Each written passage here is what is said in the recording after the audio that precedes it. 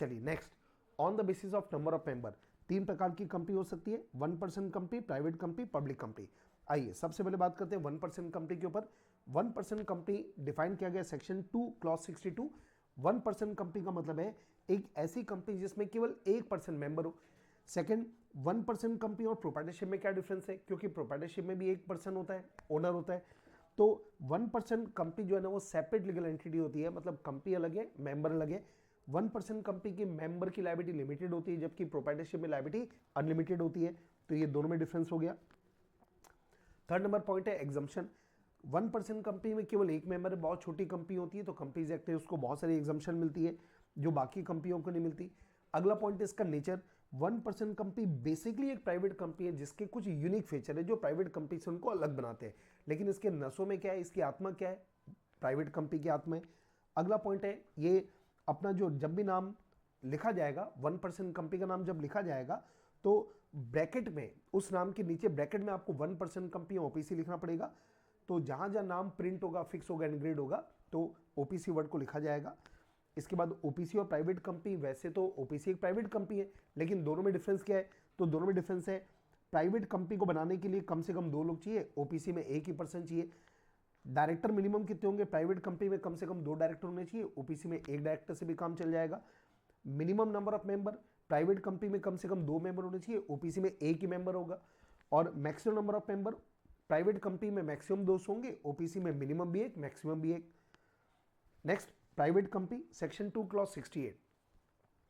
Private company के definition के 2 part है। सबसे पहले बोला प्राइवेट कंपनी एक ऐसी कंपनी होती है which is having a minimum paid up capital as may be prescribed, और प्लस वो अपने आर्टिकल में उनको 3 रेस्ट्रिक्शन लगानी पड़ती है, और ये जो 3 रेस्ट्रिक्शन है उसका कोड वर्ड है एमआरपी। तो एमआरपी क्या है, सबसे पहले एम का मतलब है यहाँ पे मैक्सिमम मेंबर, एक्स एम का मतलब है मेंबर। तो जो प्राइवेट कंपनी अगर आप बनाते हो तो उनके नंबर ऑफ मेंबर मैक्सिमम 200 होंगे, आपको आर्टिकल में लिखना पड़ेगा।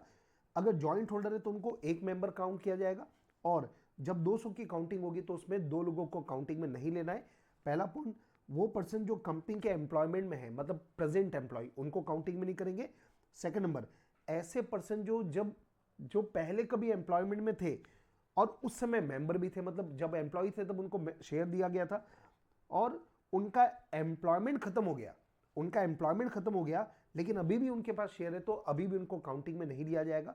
इसके बाद आर, अगला आर है, आर का मतलब है रेस्ट्रिक्शन ऑन ट्रांसफर। इनको अपने आर्टिकल में शेयर ट्रांसफर करने को रेस्ट्रिक्ट करना पड़ेगा। और पी का मतलब है प्रोहिबिशन। तो प्रोहिबिशन किस बात की है, ये जो प्राइवेट कंपनी है वो पब्लिक को किसी भी प्रकार की सिक्योरिटी को इनवाइट करने में प्रोहिबिट करेगी कि हम पब्लिक को किसी भी प्रकार का इनविटेशन नहीं देंगे। अब यहाँ पे कुछ खास बातें। सबसे पहले जो मेंबर वर्ड है, मेंबर में इक्विटी प्रेफरेंस दोनों को काउंट किया जाएगा, मतलब दोनों मिलकर 200 से ज़्यादा नहीं हो सकते। और जो डायरेक्टर होते हैं वो एम्प्लॉय नहीं होते, और एम्प्लॉय नहीं होते मतलब क्या होगा, उनको भी काउंटिंग में लिया जाएगा। इसके बाद रेस्ट्रिक्शन के कुछ एग्जांपल दिए कि रेस्ट्रिक्शन शेयर ट्रांसफर को रेस्ट्रिक्शन कैसे किया जा सकता है। सबसे पहला तो डायरेक्टर को ऑथराइज कर दो आर्टिकल में कि बिना डायरेक्टर से पूछे शेयर ट्रांसफर नहीं हो पाएगा। सेकंड नंबर, आप ये लिख सकते हो हमारा कोई भी मेंबर जब शेयर बेचेगा तो पहले एग्जिस्टिंग शेयर को बेचेगा। और तीसरा, आप ये भी लिख सकते हो कि अगर कोई एम्प्लॉय जॉब छोड़कर जाएगा तो जॉब छोड़ने के पहले उसको अपना शेयर भी बेचना पड़ेगा स्पेसिफाइड पर्सन को, ठीक है। और सबसे खास बात है, आज के दिन अभी तक कोई भी मिनिमम पेड अप कैपिटल अभी तक स्पेसिफाई नहीं है। और इसके बाद है public company, section 2 clause 71। Public company का मतलब होता है ऐसी कंपनी जो प्राइवेट कंपनी नहीं है।